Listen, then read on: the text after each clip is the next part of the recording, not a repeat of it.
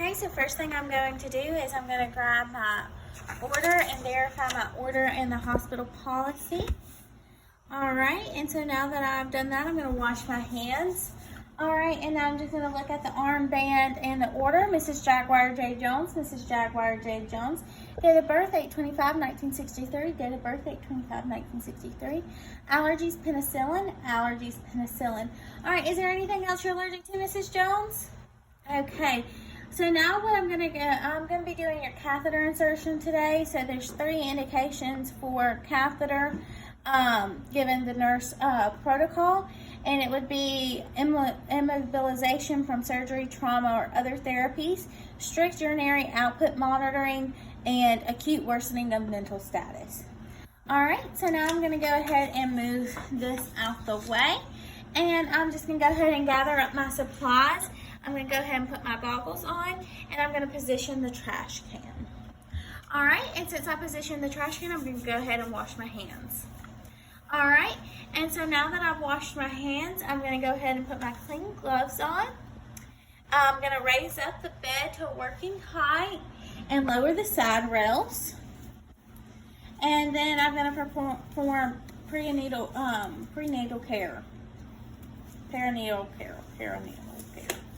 Alright, so with a female, I'm going to start with the left labia and go from top to bottom with a clean washcloth with soap and water. And then I'm going to go from with another part of the washcloth from the right labia from top to bottom. Then go to another part of the washcloth and go straight down the middle from top to bottom.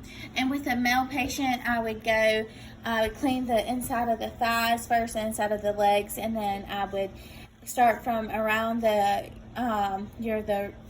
would start from the urethra, go straight down the shaft, and use a different side of the washcloth every time I would do that.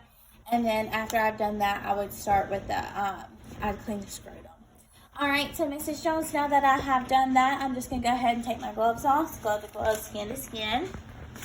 Alright, and so now I have cleaned you up. I'm just going to go ahead and open up my urinary catheter. Okay, I'm going to open up my bag to where I could use it as a trash can. Make sure there's a wide opening.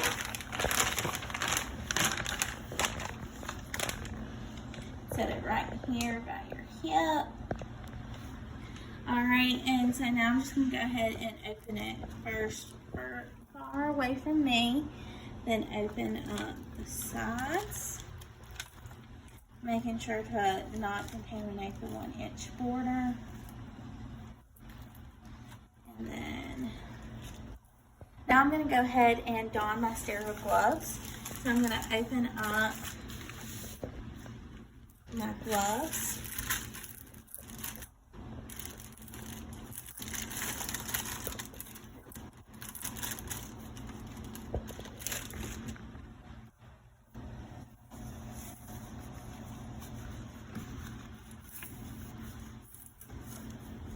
Alright, and now I'm going to put the other glove on.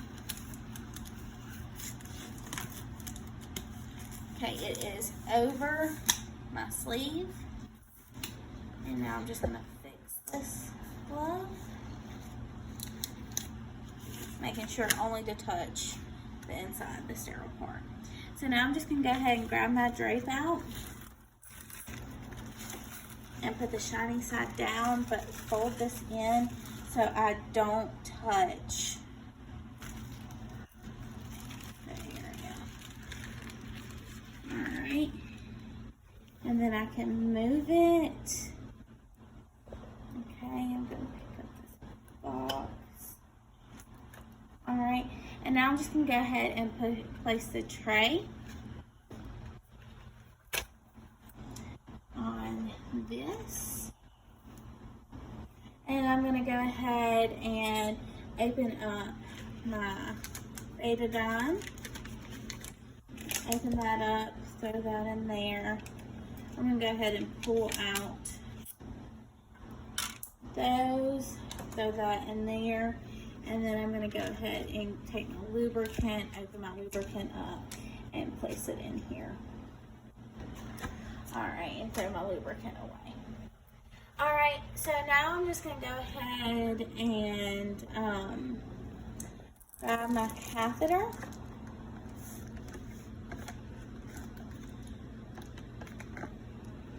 Alright, and I'm just going to go ahead and open that and place it right here. And I'm going to go ahead and take the wrapper off.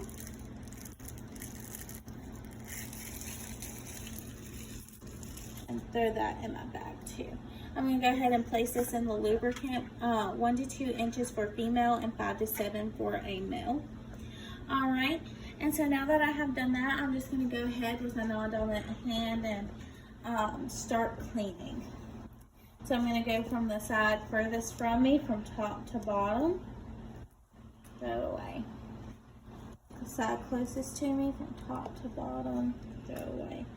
And now it just goes straight down the middle from top to bottom, throw away. I'll be making sure not to touch my box with my sterile hand, or making sure not to touch the skin of the patient with the leg or the genital area. Alright, so Mrs. Jones, I'm going to get you to go ahead and take a deep breath for me and exhale while I am inserting the catheter, okay? So I'm just going to go ahead and insert the catheter, okay? So for a female, I would insert the catheter until I see urine return, which I see urine return. And then for a male, I would go ahead and insert all the way into the bifurcation. Alright, so now that I have done that, I'm just going to go ahead and do the balloon. I'm going to inflate the balloon.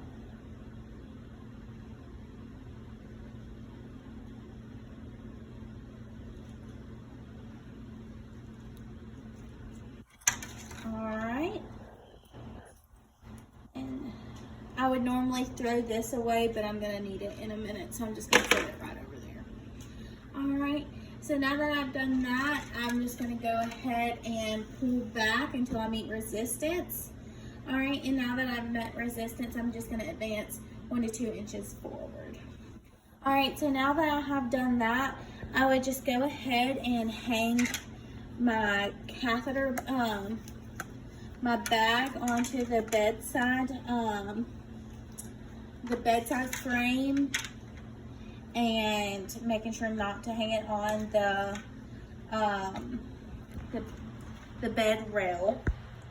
I would go ahead and, before I hung that, I would go ahead and place my stat lock. I would go ahead and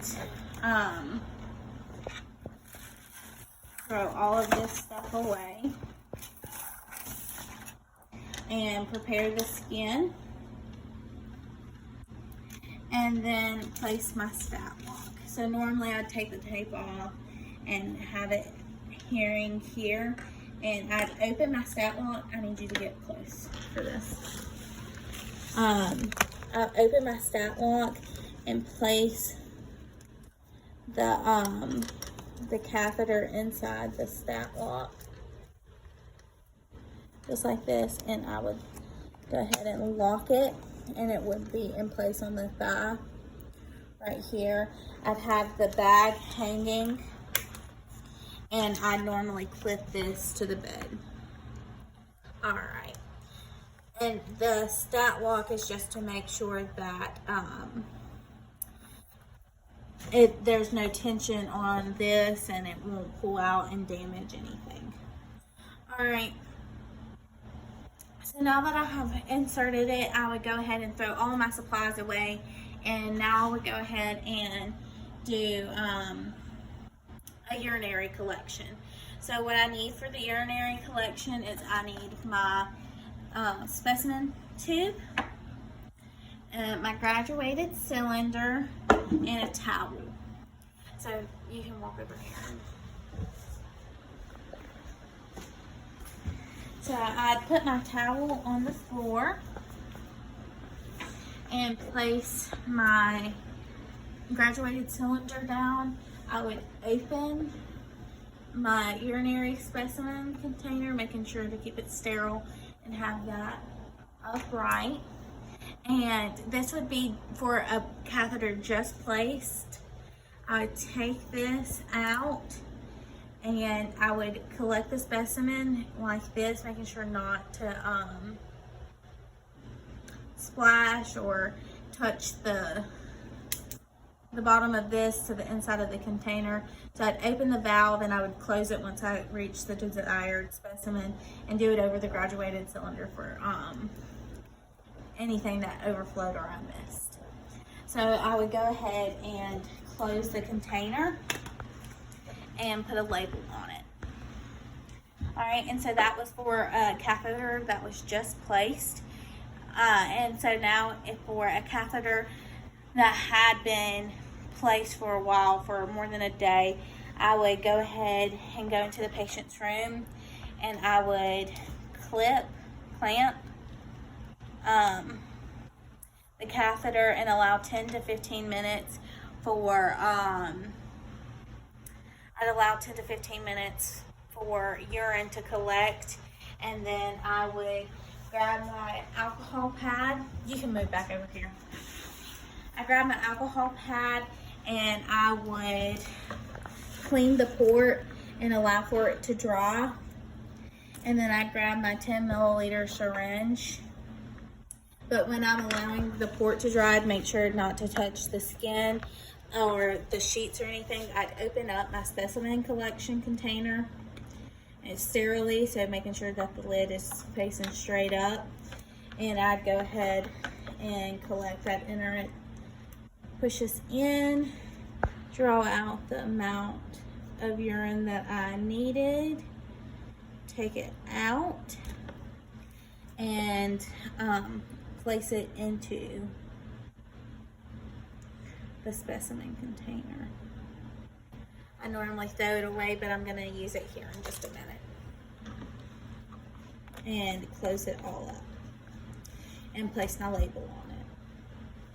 So now that I have done the urinary catheter insertion and the placement, the urinary collection specimen, I'm just going to go ahead and get prepared for,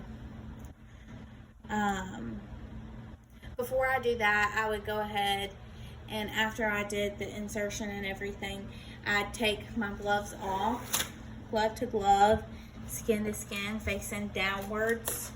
For this purpose, it's going to be above my waist because for you to see, but it would be glove to glove, skin to skin below my waist.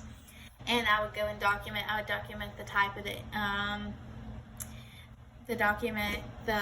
type of urinary catheter I use, the size. I document if there was any odor, the color, and the consistency of the urine. I document if I collected any urinary specimens or anything like that, and where I collected the specimen from. Okay, and now I would, now I'm just going to go ahead and do the urinary catheter, taking the urinary catheter out. So all of this would be thrown away. I'd have my 10 milliliter syringe and my garbage can. I'd have a pair of clean gloves, which I have over here. Okay, so I have a pair of clean gloves, and I would go in, I'd wash my hands, put my gloves on.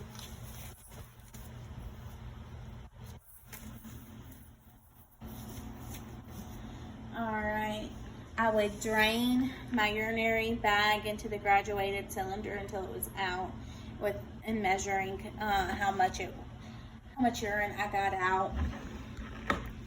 And then I'd go ahead and remove the stat lock. I need you to come over here so I can show this. So I would remove the stat lock. It would still be placed right here. So I'm just going to set it over here for this video purpose. And I would go ahead and insert my, I'd loosen up my syringe, my 10 milliliter syringe, do it to 1/2 milliliter, pull back to 1/2 milliliter, and then place it.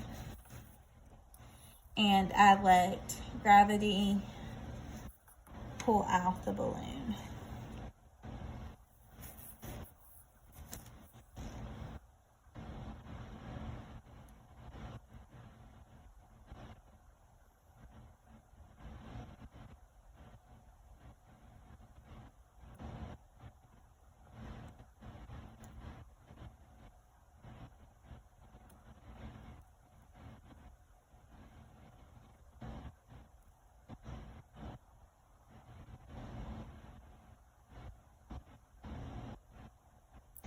Alright, so now that that is done, I go ahead and pull out, and I would throw all of this away. And then I perform perinatal care again, and then I would go and document. I'd take off my gloves and after I perform perinatal care, and then I go and document. I document how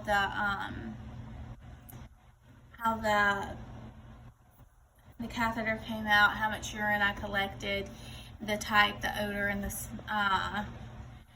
type, the consistency, the color, the consistency, and the odor of the urine I collected, if the tip of the catheter was still in, and how the patient took the procedure. I would wash my hands before I went and documented, and that is it.